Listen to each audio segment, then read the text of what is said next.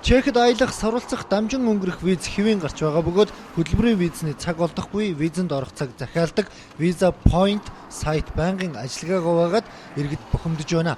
Тэд хөдөлмөрийн виз он гарсаар гараагүй байгаа, визэнд орох цагийг сая орчим төгрөгөөр захиалж өгдөг тусгай хүмүүс бий болсон ч энгийн хүмүүст олдохгүй байна гэсэн асуудлыг ярьж байсан юм а.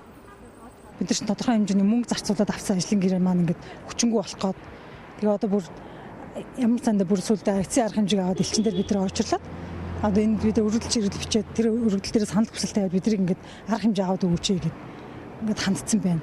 Тэгээд одоо бид нарт хариу өгөх үг нь одоо мэддэгдэхгүй.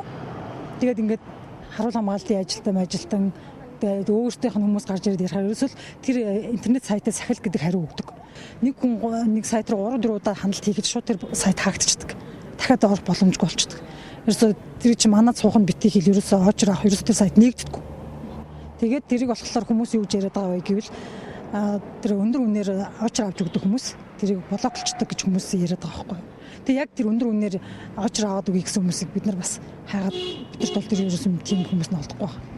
Бид уг асуудлаар Чехийн консулаас тодруулахыг хүссэн боловч холбогдох хүмүүст нь хариултыг өгсөн тул хэвлэлд ярих шаардлагагүй хэмээн мэдээлэл өгөхөөс татгалзсан юм. Харин гадаад иргэн яамны консулын газрын дарга болдоос тодруулахад тусдаа яамны асуудлаар бид тайлбар хийх нь ёс зүйн хувьд нийцэхгүй.